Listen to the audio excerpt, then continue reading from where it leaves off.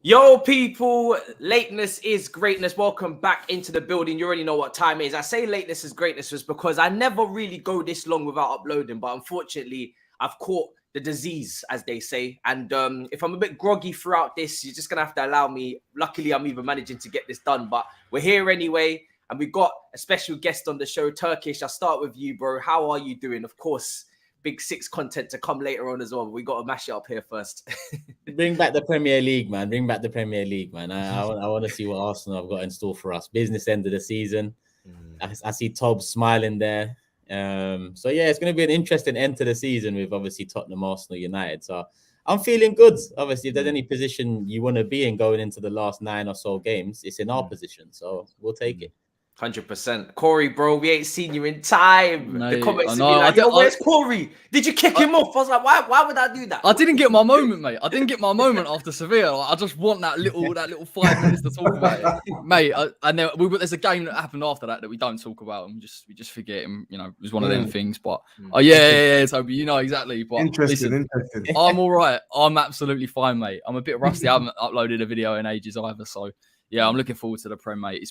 It's been too long. This international break has dragged big time. It's the last one of the season, though. Thankfully, we can just get to the crunch time now. And Toby, speaking of crunch time, we have to start with you as well. You know what I'm saying? How are you doing, first of all, before I talk about Nigeria? Me personally, I'm good, but obviously my country isn't. My head was kettled yesterday evening, but listen, bro, after AFCON, one would say I should be used to this now. I should be used to this team letting us down against inferior opposition, but it still hurts just as much. Yeah, it's pathetic. Bro, do you know what it is with me? Yeah, is that I've already said many a time, I don't really have a real strong allegiance to any nation going into the World Cup. Like, I know I was born in England, but I don't really feel connected to England, so to speak. As much as maybe you guys will feel towards, you know, Turkey, towards Nigeria as well. But who are you backing now in the World Cup, Toby? Like, are you? Does it work where you would maybe back another African country and you want them to do well just for the continent, or are you like fierce rivals? You're like, nah. No, absolutely. I want Senegal to go far. I think they're the best side in the continent. They got really good players. They got a strong 11, and they got a solid bench. And they got Pape Sarr, who is our young player that we signed in the summer as well. So I'm gonna try and get behind them. I'd like to see Cameroon go far as well. I think they impressed me in the AFCON. Yesterday on the Don Robbie watch along, everyone was rooting for Senegal, and then initially I thought, oh, maybe Egypt, just because you want the best players playing in the World Cup, like Mo Salah. But when I deeped it, Egypt, they play horrible. They play horrible football. They scumbag their way to the AFCON final.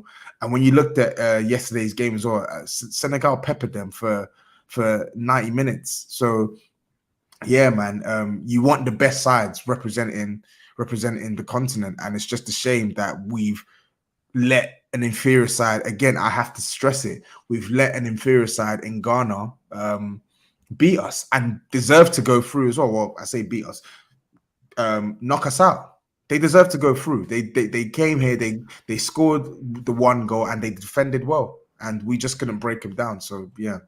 Yeah, it's so mad. I thought you guys would go through being the favourites, but obviously it wasn't to be. And we should be going through. Yeah, and you're spot on about Egypt, because I watched the AFCON final as well. They were absolutely atrocious in that game.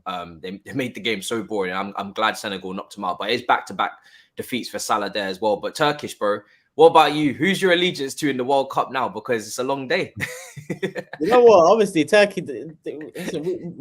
It's not the first time we haven't made a tournament, yeah. So I'm kind of used to this. If it's not Turkey and it's not Ireland, and you know, historically we haven't made many tournaments, I'll back the teams that my close friends are from, and that tends to be Nigeria or Ghana. Obviously, Nigeria are out now, and as much as Tobs has pissed me off over the last year with Turkey and whatnot, I still got a soft spot for Nigeria, but Ghana's in there, so I'm going to support Ghana in the World Cup. I want, you know, the Arsenal English players to do well, but for me, I want Ghana to pull something out the bag.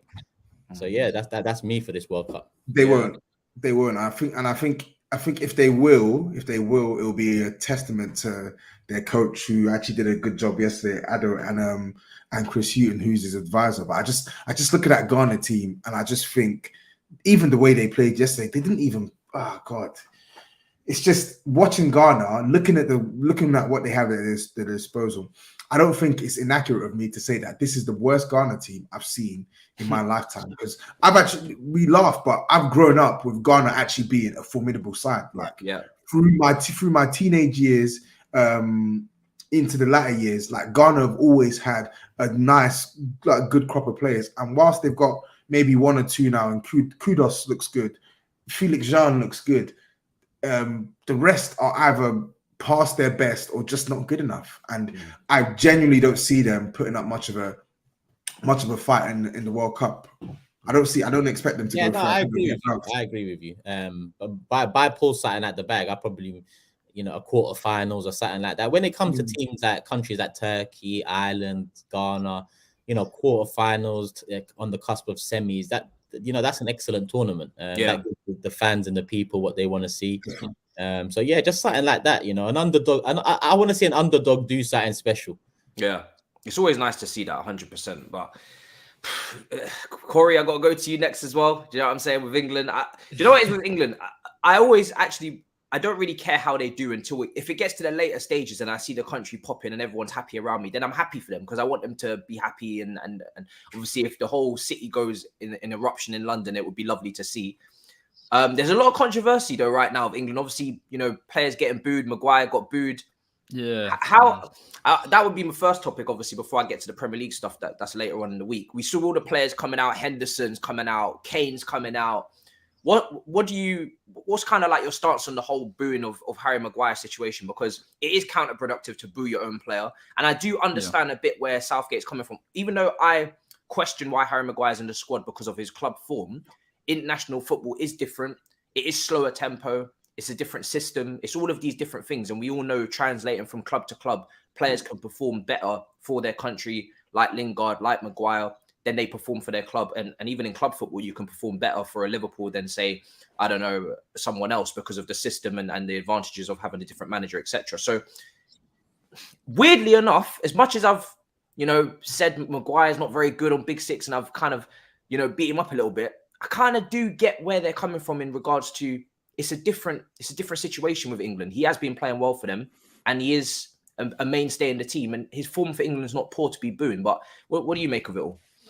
Yeah, I agree. I think booing him is a bit of a step too far, to be honest. I think even if you're a Manchester United fan and you look at club form, then I probably wouldn't do it either, but I could kind of get some sort of criticism behind him. We've seen how poor he's obviously been for them. But for England, and this is where, even as a fan, I've had to flip my mentality towards it. There are players that play better for England than they do for their clubs. Pickford's one, Maguire's another. Sterling probably the most. I thought Sterling was really good last night as well, first half. So there are players where they are different, and I just feel that it is a bit unfair on him, and it's tough. Southgate's got to kind of hold his line a little bit. He has done with his favourites, but I don't think Maguire's shown anything probably over the past 2 tournaments and friendlies and qualifiers for me to go, actually, you should drop him, which is hard because I see him week in, week out, and I think he's awful. Like, he's terrible. But yeah, I thought it was a bit unfair. And credit to the players, to be honest, because I think the one thing that this England team's got going for it, other than ability, is togetherness. And I think they had to come out and they had to say something. And I think it was right. And listen, it's all right when it's coming home and everyone's buzzing about it, but you do have to get behind him. As tough as it is, as poor as he's been. So yeah, I thought it was a bit unfair, mate, to be honest. Strange. Yeah. It was proper strange. I think with that one, like, I think with booing, there's a lot of negative connotations with booing, but like in my opinion, there's a way you can boo, like at halftime or at full time, when you see when you've seen your team not play well, you're allowed, as a match day going fan who pays for the privilege, you're allowed to vent your frustrations.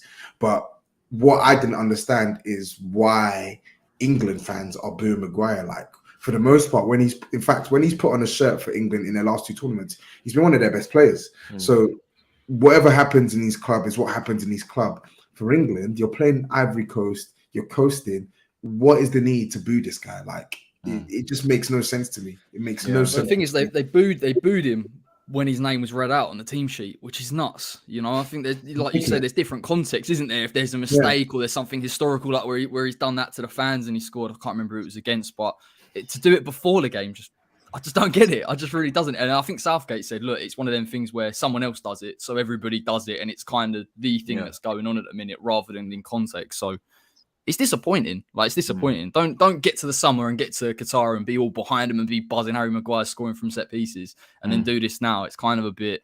But that's the way England. I want to get a perspective of whether, you know, other fans from other nations are like this, because England fans, we saw at the Euros, you know, a couple penalty misses and suddenly it's racism for a lot of those players, despite bringing England to the most successful stage they've ever been at since they won the World Cup back in 66. So there is a lot of wishy-washy behavior from England fans towards the players. And it's mad that you got me out here defending Maguire, because I've been running jokes on this brother from the get-go. I don't rate him very highly as a player at all. But you see the way Pogba goes and plays for France. Maybe it's a different tempo, a different team. You see the way Maguire's gone and played for England. You have to some degree, separate the way that they perform for their club to their country.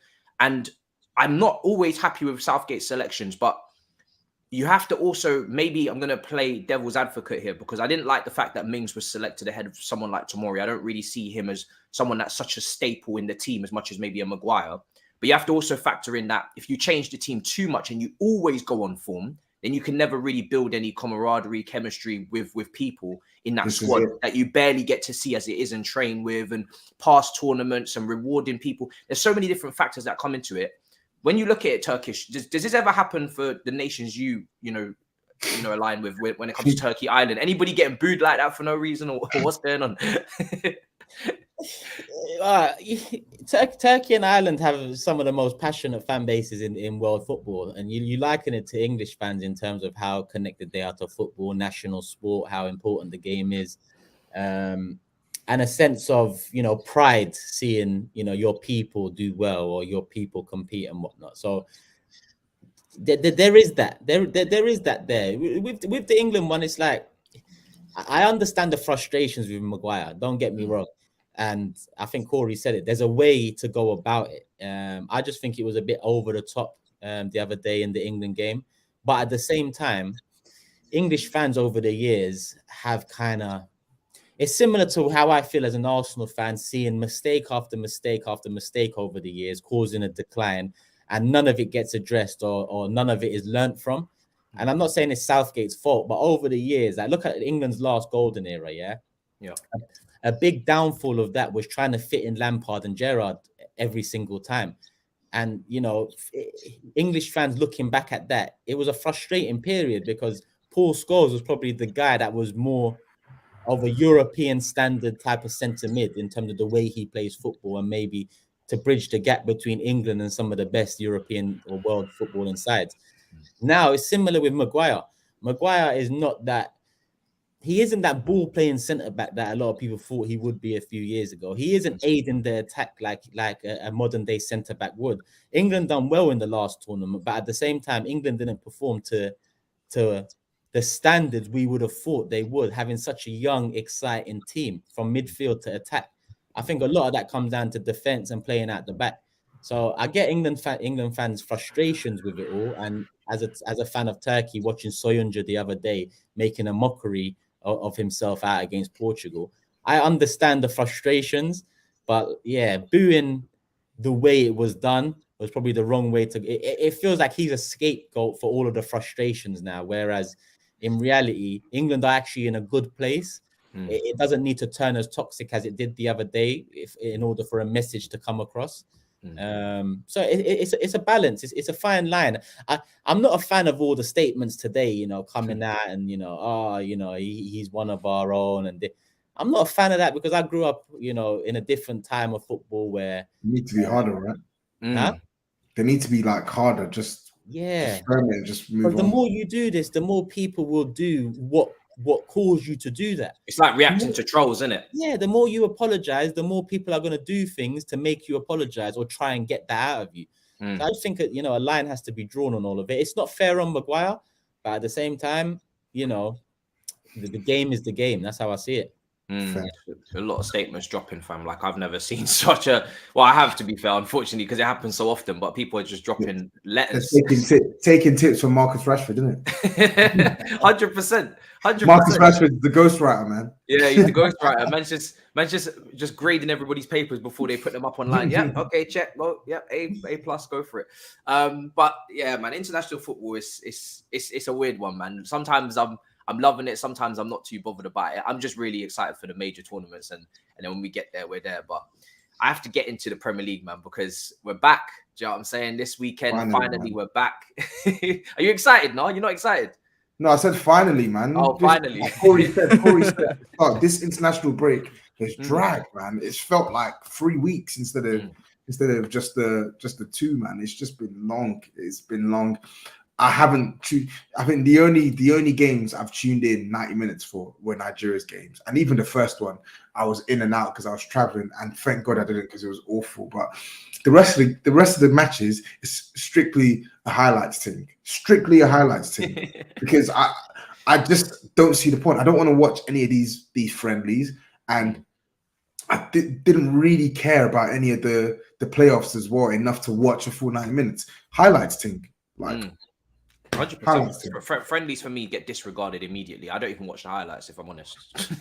And there's no point. It doesn't mean anything. Do you know what I mean? I know they're just exercises. I literally spent 2 games shouting at the telly, hoping Declan Rice wouldn't play, and then he went and played 90 minutes last night. And it's like I'm like, we got to protect our asset. The asset that's out there. Wonderful, delicious. Bro, listen, when it comes to West Ham, the last thing you need now is your squad stretched out any thinner. I know. You've got a big European game against Lyon coming and whatnot. It's absolutely mad.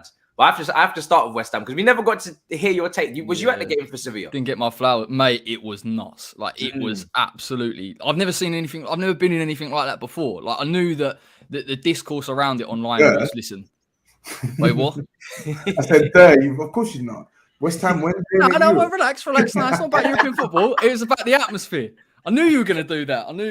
Like, I've never been in it like the atmosphere like it is. Obviously, you all know that it's been widely criticised. The most West Ham fans, when teams come to the stadium and the fans start singing about how poor it is, yeah, we don't like it either. But there's kind of a bit of a sort of truce for one night where it felt like, look, we've got to get behind the team here. We know what type of game we're in. And in all my previews, I said, look, the one factor that we've got is the fact that there'll be 60,000 West Ham fans. I think there were like 500 Sevilla fans.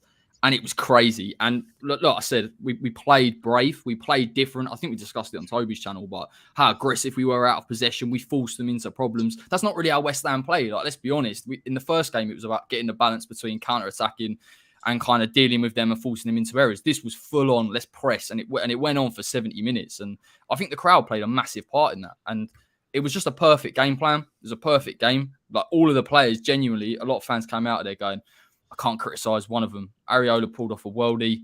It was superb. It's brilliant for us to be in the quarterfinal, even though it is against Lyon, even though they've obviously got history and they've been in these type of competitions before. They're still 10th in League One. It's still a chance here for West Ham to get to a semi-final against the Barcelona, which is a nuts type of scenario. So, yeah, head will explode if that happens. I don't think I'll be able to quite cope with it, but we deserve it. We just got to manage these Prem games in and around it. Yeah. You know what? It's nice to see a team that have literally been, steadily building up and progressing over time be rewarded on the European front. I know Toby's going to completely disagree with all of this because he absolutely hates West Ham's guts, but Turkish, as another London so-called rival, how do you feel about like West Ham's success this season in the Europa League? Like, if they were to win it and the songs are going to come out with the whole European success and all that kind of stuff, is it going to bother you? Would you prefer that they get dumped out now against Lyon, or are you just not bothered? Yeah. Football banter is football banter, isn't it? You're going to have to take it on the chin. Same way, if you win it, you can deliver them as well. I don't mind. You know what? Like you said, I think I like an underdog story. And although West Ham have been fighting for top 4 with us this season, and the rivalry, in terms of London and whatnot, I just think, well done. I just look at West Ham and I think, well done. Do I want West Ham to win it? I wouldn't say I want West Ham to win it, but I wouldn't say I don't want West Ham to win it either. I don't really care too much. But it's nice to see, like you said, some good work behind the scenes being rewarded in the public eye. I think, the more that happens, because we're so familiar with seeing cash injection bringing success. So it's nice to see things like West Ham doing their thing over the last couple of years and getting into a you know, what is it, European semi-final now in the Europa League? Quarterfinal. Quarterfinal. So you know, that's another story, you know, in the world of football that doesn't really get brought to the public eye enough. Similar with Arsenal and Arteta. If Arteta can bring Arsenal back to challenging, it's a very different story to how Manchester City have done it, or even how Liverpool have done it. And it's nice to see the different ways you can do things to achieve in football. And credit to West Ham for that, man, because they're doing something that Tottenham would love to do right now. But they got knocked out to, what is it, Dinamo Zagreb or something like that. They knocked themselves out, man. We didn't get out of the Conference League. What are you talking about? Sorry, wrong competition. They're doing something last year. Spurs would love to do last year. So you mean they've got to the same stage we got to last year? So quarterfinal. But did you go through to the semi-finals? Yeah, and have they gone through yet? Yeah. What the hell? But right now, we would love to be there right now. Doing something. They just got slapped up by us the other weekend. But I don't care about that. We were knackered, mate. Relax. Come on, man. Man, just want to rub salt in the wounds, man. Relax, bro. Relax. Calm. We always said that the West Ham would have to pick and choose between which competition they end up playing. I think against. Oh yeah, twisted. I'm jealous as well. I'm not just dissing Toby. As an Arsenal fan, obviously Champions League is the target. But if you're not in Champions League, I'd love to be in the Europa League's quarterfinal, semi-final with something to play for this season. I mean, all Arsenal have left to play for, or Tottenham, is a place in the top four, a place in a competition next year. That's all it is. Whereas at least West Ham have got, you know, some history to create. They could potentially get both. No, if you win the Europa League, you obviously qualify for the Champions League. That's a great point though, because this is probably the first two, maybe this season, where as a West Ham fan we've actually taken these competitions seriously. I know it hasn't gone to plan in a lot of them, but beat Man United, Man City, Carabao. We tried in the FA Cup, albeit obviously losing 3-1 Southampton was a bit gutting, but we have taken these things seriously. And even when we've had a stretched squad, I think the fans have felt positive going into it. So it goes to show, like, you start taking other clubs should take them a bit more seriously. I know there's a lot on the line for Tottenham and Arsenal. They need that Champions League to go to the next level, but it's worth it. It's worth it. And if you get a trophy at the end of it, for us, it'd be crazy. You wouldn't be able to shut us up for about 10 years. So that's kind of where it's at. It does shock me as many times as Arsenal and Tottenham have been in this competition that they haven't won it yet. What's that all about? Hey, we've only been in it 4 years. You've only been in it 4 times. Yeah. That's a lot of times. Yeah, it's all right. Yeah. Huh? I'm just thinking, is that true? They got Champions League for like 20 years straight or something like that. Yeah. But didn't you get to a UEFA Cup final once and you lost? Oh yeah. When it was, obviously it got rebranded and whatnot. But I think the UEFA Cup against Galatasaray, that final. Exactly. We dropped in from Champions League. Yep. Yeah, you did. It's mad. I must say, one of you lot got to get your hands on something European, because it's a special feeling. And if you don't, especially Arsenal fans, if Arsenal finish 4th, and in the Champions League, you know, we get knocked out group stages or the quarterfinals, and West Ham go on to win the Europa League this year. I mean, in May, Arsenal fans or Tottenham fans or United fans in that top 4 position may look over at West Ham and say, yeah, you know, you lot enjoy that over there. We're on to bigger and better things. But if you don't achieve anything in the tournament you get entry to, we look back at it and you look at the calendar year 2022, and what is a better season? 6th, 7th in the Premier League and a Europa League, or 4th? It's 6th, 7th with a Europa League. 100%. Yeah, definitely. If they win it, they'll be laughing because they're going to be in the same competition as us anyway, and they've got silverware to boot. I'll take that. I'll take that over finishing in the top 4 for sure. 100%, of course. Does one team get knocked out of the top 4 if they? Okay, not anymore. They used to be like that. Yeah, not anymore. Because I remember when we won the Champions League and Spurs finished 4th, and then we knocked them out of the Champions League via winning the Champions League, which was. But it only like gets murky when I think it's like if the team that wins the Champions League also doesn't finish in the top 4. And the English team wins Europa, that's where it gets murky, and I think that's where it also doesn't finish in the top 4. Pardon? Is it if a Champions League winner doesn't finish in the top 4 and a Europa League winner also doesn't finish in the top 4? Yeah. Then it would be mad.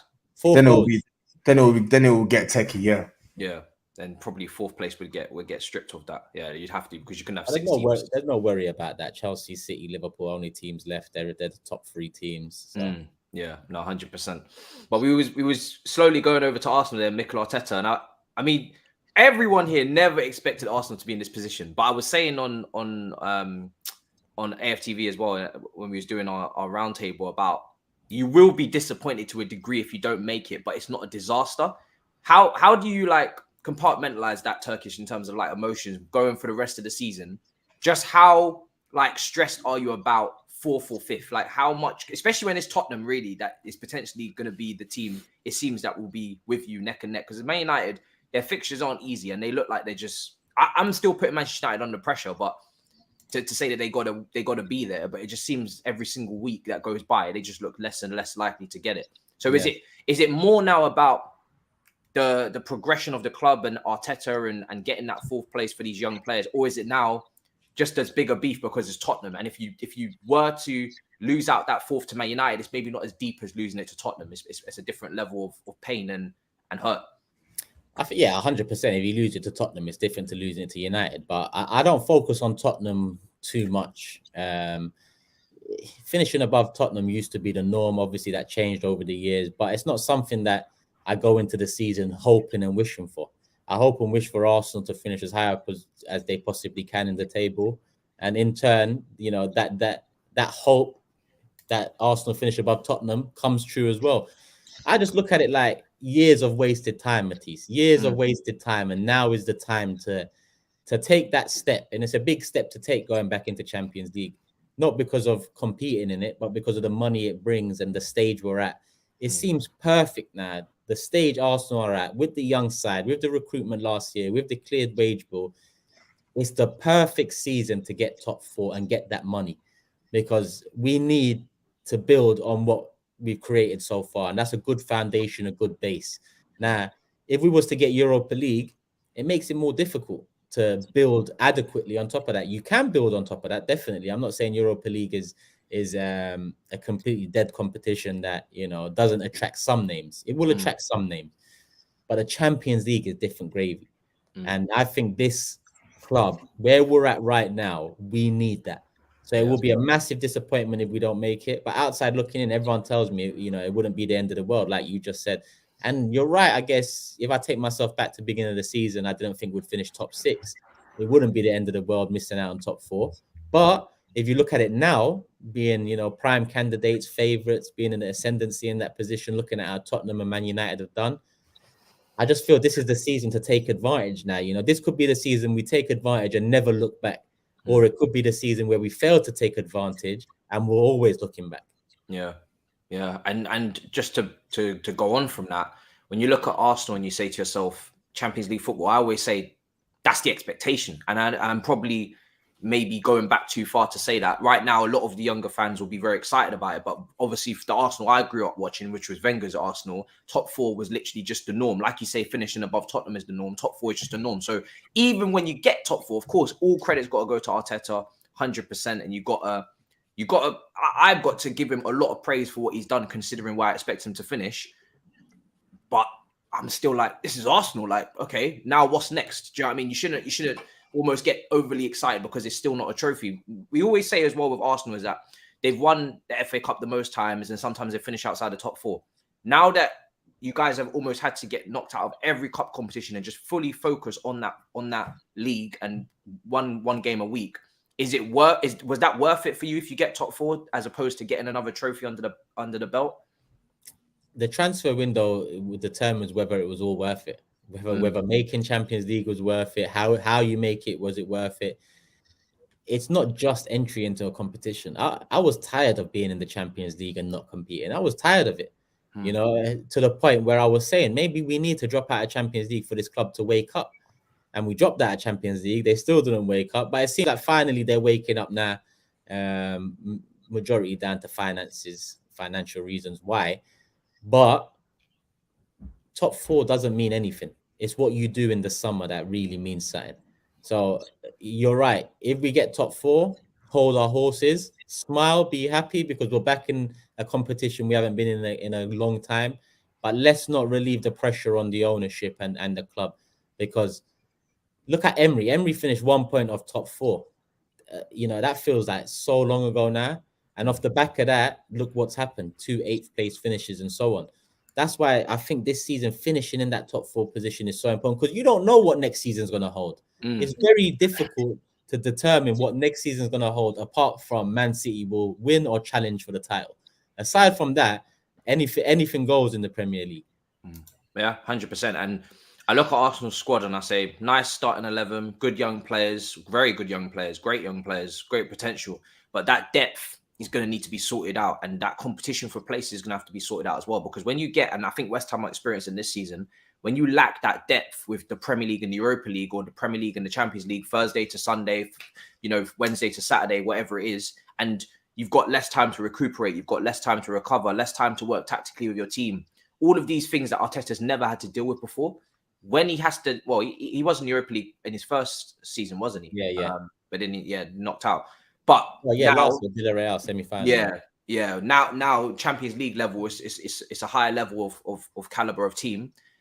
You don't want to be that team that got Champions League football, and then what a lot of Arsenal fans, not a lot, but some Arsenal fans will predict is that you get into the Champions League, then the weight and the schedule impact, and then you drop back down into 6th, and then we go into this cycle again of no real consistent, sustainable league position finishing. That's why this season I've talked about the starting 11 a lot and it being fresh, but over the season, I got to give credit to Tavares. He's come in and he's been an adequate backup to Tierney. Cedric has come in, he's been an adequate backup to Tomiyasu. I think Pepe's come in and been a decent backup off the bench. He's won us a couple of games here and there.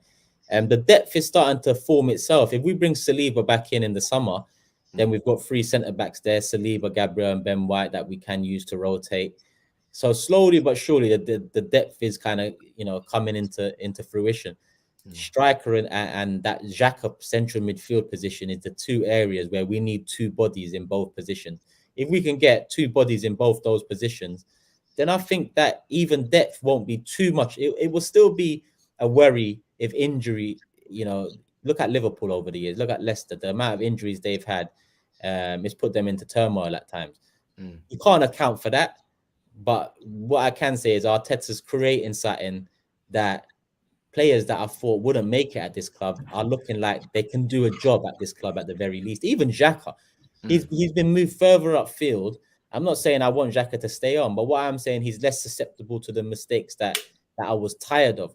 He's less susceptible to the silly fouls in that area. In fact, he probably brings more pros than cons in that area, simply being a body there, taking attention off Partey, who's excelled in the past few games with Xhaka in that position. So Arteta's managed to firstly bring in a fresh 11, and over the season, even Leno coming in, he's not going to be with us next year, but he came in, he done a job. He was proud of doing that job, even though he got dropped the way he did for Ramsdale. And we move. We slowly but surely, I think it's just the quality now. If we can add real quality to this side, and that's the most difficult thing to do, because he's got rid of Ozil, he's got rid of Oba, he's got rid of the big contracts and the big egos. But now you need to bring in a few big contracts and a few big egos, because those are the ones that will help develop the youngsters and help carry you over the line in terms of the big competition. So it'll be interesting to see how he does it.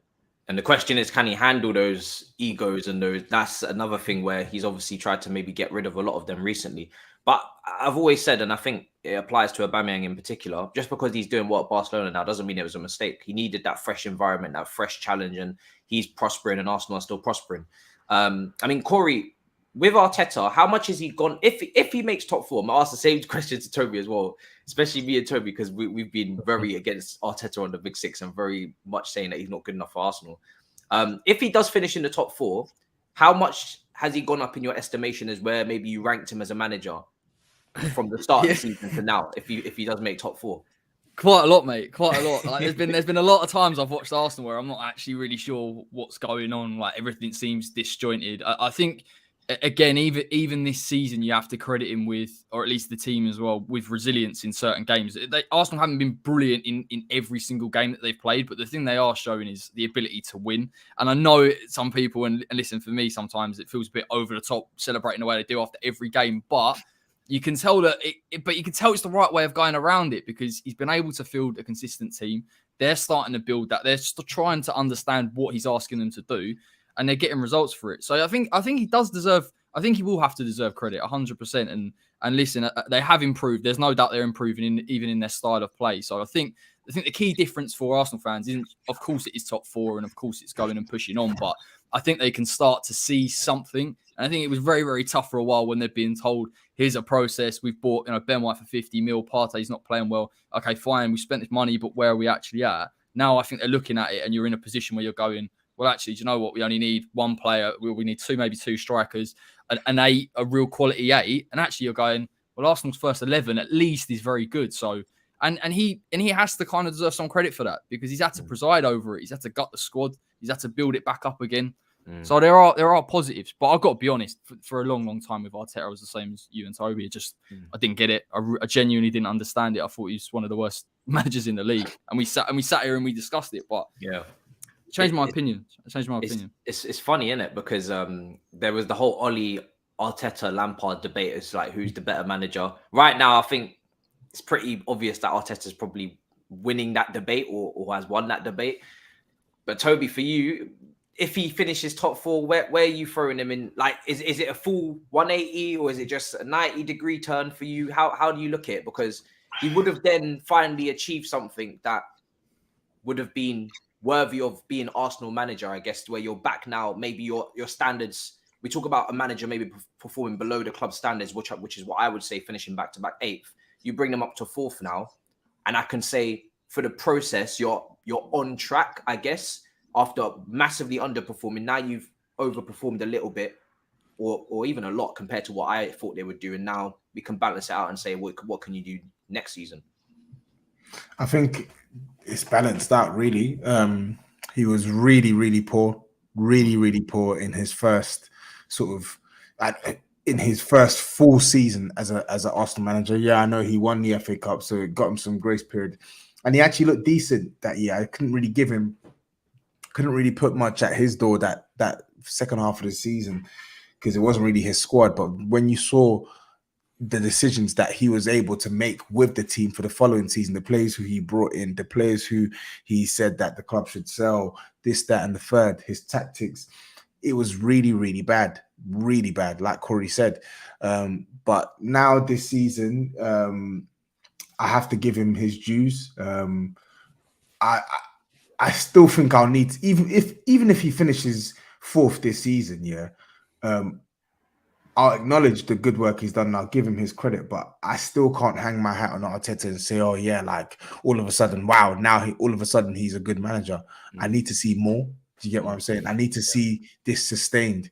You've completely exceeded my expectations for Arsenal this season, but at the same time, you completely performed even worse than I expected Arsenal to perform in the season prior. So I think there needs to be a strong level of stability, and I think we've seen that this season. I just want to see it maintained. Give me another season like this. Let me see how you are. Let me see how you are when there's more competitions in the mix. When you don't have to play, when you have to play more than one game a week. How can you manage this squad better? How can you build on the progress you've made with your player relationships? Because he was known for being he's still known for being someone who's like quite hard, someone who actually has like a strict mandate, and once you go against him, you're gone. You've seen that with Guendouzi, you've seen that with Aubameyang, etc., etc. But when you hear players like Bukayo Saka come out and talk about how beneficial he's been for the team, players like Emil Smith-Rowe, you see players like Odegaard flourishing under him, players like Partey now finding their feet under him, it suggests that there are positives to his management style. So I just want to see it prolonged before I can definitively say, yep, this guy is now like a concrete, like certified good manager. Yeah, 100%. And speaking of stability, one club that don't have much stability is Tottenham. Do you know what I'm saying? And we have to come to you next, because I was the same thing I said to Turkish is that obviously if you don't make it, you're disappointed, but you weren't expected to make it. It's kind of similar situation that Tottenham find themselves in.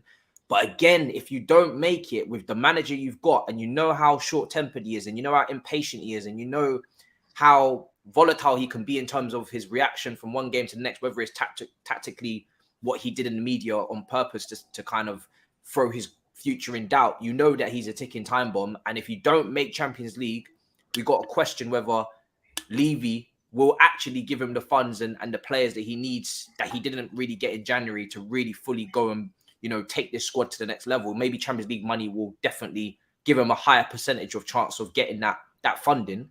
Mm-hmm. How stressed are you going into this last period? Because again, if it's Arsenal that make it instead of Tottenham, it's going to feel a different type of way than if Man United make it than if it was Arsenal. I don't get stressed, and I try not to let this team work me up, but they do. They find a way to do exactly that. But with the Conte situation, like, it honestly is what it is, man. Like, it's not something that's just jumped up around the corner. It was the same attitude I had to Harry Kane possibly leaving last season. Obviously, he didn't end up leaving, but if he had left, I would have been disappointed. But mentally, I'd already prepared myself at the thought of Harry Kane leaving, and mentally, I've already prepared myself for the thought of Antonio Conte leaving, because, like you said, our hopes of spending big amounts are intrinsically linked to Champions League qualification, because obviously the money it brings in. If we don't get that money, it hampers the amount that we can give to a manager like Antonio Conte. And if we don't give him the suitable amount and get the players that he identifies as first choice players, then of course there's a strong likelihood he could walk into someone. It's always been the case. It's always been the risk that we ran hiring a manager like Conte, but it is what it is, man. If the club are serious, they'll find the money. I know it sounds naive to say that, because you got to think about all the stuff that they want to pay for, etc., etc. But I'm sorry, I'm tired of making excuses for this team. You knew what type of manager you were getting. You know that this squad is in need of serious revamping, with or without the Champions League football. They know that.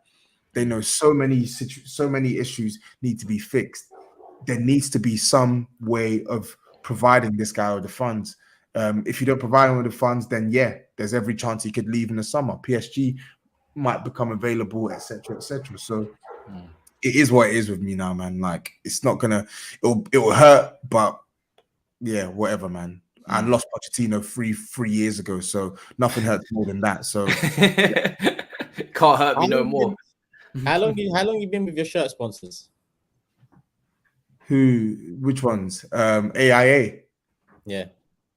AIA. So we've been with AIA since 2015. So we were HP in 2013, 2014, and then I think 2014, 2015 season is the first time we had AIA. Why? Because I'm obviously the club Tottenham is similar to the way Arsenal are, in terms of you're not gonna look at your owners in terms of spending money. So I'm looking at when your contracts are up for tender and when you can renew and then negotiate deals. I mean, the stadium rights is probably another thing. Exactly. That's the one I was going to mention, the stadium rights. So that's something that still needs to be resolved, and that can bring in a serious amount of cash. And I think the fact that of course, we borrowed a lot of money during the pandemic that we need to sort of pay back, but the stadium being open pretty much the whole season so far has obviously brought in a reasonable amount of cash as well, because it's a money maker, isn't it? Like, it actually generates quite a lot of money. So we're hoping that summer they need to try and scrimp and pull together every sort of money they can to spend. But I wouldn't hold my breath, to be honest. I would not hold my breath or bank on it. I think it's still going to be the similar policy, which is we will need to offload players and then use any money we can put together on top of any money we make from player sales to give to Antonio Conte. Kind of like a see it to believe it kind of thing, isn't it? With Tottenham. Yeah, definitely. It's mad, because when Conte came in, it was like the expectations have got to go up, obviously, because it's Conte, right? He's one of the best managers in the world. And as much as I would have firmed it and been like, it's only Tottenham, I would have had a little side of caution, like, okay, I got to keep an eye on them now. Like, usually I wouldn't keep an eye on Tottenham in terms of competing with Chelsea in any way, shape, or form. But now that they got to Conte for the next couple of years, I'm going to just keep an eye on them. But Turkish, for you, is it like a poison chalice at Tottenham now? Is it kind of like, that's all kind of like reality's kind of hit again? And it's kind of like, yeah, we know Conte's a great manager, but it's still Tottenham. And it's kind of like just all balancing out. And we're just like, it feels like PSG in the Champions League. It feels like it's inevitable that this club, no matter what they do, no matter who they bring in, no matter what player they sign, they will always continue to be this team that just at the last hurdle just disappoint and just don't get the job done. Is it ingrained in the fiber? Is it in the cotton of the crest? Is what I'm getting at.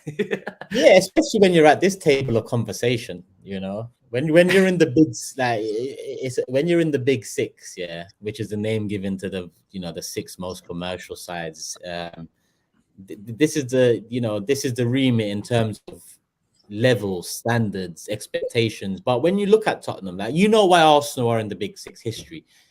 You know why Liverpool are, history, and then obviously their current, you know, putting in Klopp and then their recruitment off the back of Suarez and Coutinho sales. That's why they are where they are. Man United, a mix of history and current success. Man City and Chelsea, you know, new owners that came in and helped change the direction of the club. Tottenham are there, and you can't go back to a date in time to say that's why they're there. It just, the chips fell in place for Tottenham. It's not like they sold a big name and they got the money in and they recruited well. It's not like they brought in the best manager in the world and he came in. It's like Pochettino came in. He worked well with somebody. We just started finishing in the top four consistently. That was it. We did it two times in 3 years on the Harry, but then we fell out of it. But then when Pochettino came in, like you said, he elevated us to a new level, and we were competing. We were competing with the better side, which is why we shoehorned our way in. And then, of course, that's where the money came in from the Champions League. That's where the revenues increased and so on and so forth. So, yeah. Because the conversation before your regular top four finishes, a Tottenham fan's conversation would be very much with a West Ham fan, with maybe a Leicester fan, with maybe an Arsenal fan over the years. I don't agree with West Ham. I don't agree with West Ham or Leicester, mate. Course you don't. Or Leicester. Are you not gonna agree with the ones that won the Premier League title once? You know, that's, you and know, the FA Cup they've won as well. Yeah, it's true. It's true, but where they go on, I'm not gonna bother. Don't worry. Tottenham in that conversation look like they're doing well. All right, they haven't won a league, but they've become consistent in terms of finishing top four and whatnot. They've got some big name players in. They've managed to keep hold of big name players. Look at Son, for example. But obviously, once you go from that table to this table, the conversation changes. You could be the head of that table, but then you're bottom level of the next table. And that's essentially what it is. So it's hard for a Tottenham fan, and it's hard for me to put myself in a Tottenham fan's shoes, because I don't know how I'd feel. Because on one hand, I give credit to Levy and the ownership, because they managed to bring Tottenham to the big table without a big, you know, moment in history that led them down that way.